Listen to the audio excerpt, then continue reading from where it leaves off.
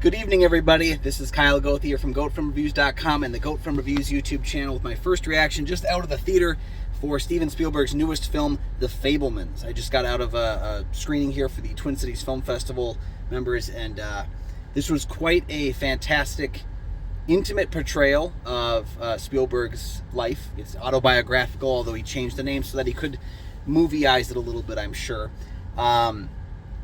This is, acting powerhouses across the board. I think Paul Dano, Michelle Williams. I think Seth Rogen is really strong, too. He doesn't have a lot to do in the movie because it's not his movie. But, he's quite good for what he's given to do. The actor that plays Sam Fabelman, the Steven Spielberg character, I don't know him. I didn't get his name at the end of the credits either, but he was very good, too. And I think it's he has this ability to mine little bits of comedy from very serious material, so he does keep the material more lighthearted at times when it's necessary to do so. It's great because it feels like two halves of a movie, where the first half is almost like teaching you how to make a movie, and the second half is teaching you why people do the art that they do, why people make the movies that they make, and why we love them at the same time. So there's a lot going on here. I think everybody knows David Lynch is in the movie. He's not in the movie very much, but man, he owns the screen for the little bit that he's in. I think it ends on a very strong note. And I will say this, the movie is 2.5 hours long. It does feel like the pacing is not consistent throughout the film. I think this thing could have stood to be a little bit shorter, move at a little bit faster clip. There's some subplots to the narrative that I think are important to Spielberg, but I don't know that they're entirely necessary in the finished film. There's a lot of stuff happening in this movie, and I think the movie is at its best when it's focusing on Sammy and his love of the cinema, and the conflict within him of, should he try and pursue something that his father believes he will fail at, or should he look at the way his mother lived her life and decide, that's the conflict he's seeing. Is he's seeing that she gave up a lot of things that made her happy for her family, and he looks at his father and he says, this is a guy who's doing exactly what he wants to do, but he's the practical one, and what do I do in the middle there? And I think the film is at its best when that conflict is there. And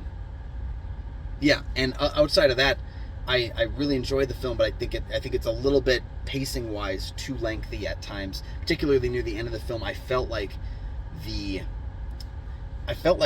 climax of the film occurred, and then we kind of had that Lord of the Rings syndrome with multiple endings afterwards, and each one buttoned up a section of the film, but again, I feel like they could have flowed a little bit quicker.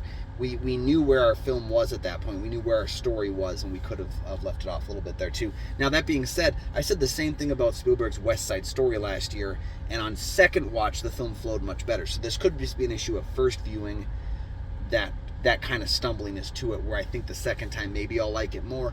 But to be fair, that doesn't mean I didn't like the movie. I really, really liked this movie. And I think we're going to see this in the Best Picture conversation come next year. I think we're going to see a number of the acting categories in conversation next year. Possibly Tony Kushner's screenplay with Steven Spielberg, because Kushner, you can see that pop that he's able to add to dialogue and to story, and the way that he's able to utilize scenes. Kushner knows how to do that very well, and you can see that in the narrative here as well, is a strong utilization of scenes to drive character. This movie is open I think it's opening this weekend in New York and LA, and then you're going to see it in a lot of places over the next couple weeks as it slowly expands, and I think you should definitely check it out. If you're a fan of the movies, this is a movie lover's movie. It is a movie about how films are the dreams that we live, and it's got some really, really strong story beats and a really emotional story that I definitely recommend. So check that one out. When you see The Fabelmans, come back to this video. Go down in the comment section. I'll let me know your thoughts on the film. I'd love to hear them. And while you're down there, please like and subscribe. There are 2 free things that you can do that help to support the channel immensely. They make sure you never miss new episodes of the show as they drop as well. You can check out GoFromReviews.com for my written reviews. You can find Go From Reviews on Facebook. You can still follow me at Twitter at Almighty Goatman, as well as Instagram and Letterboxd under that as well.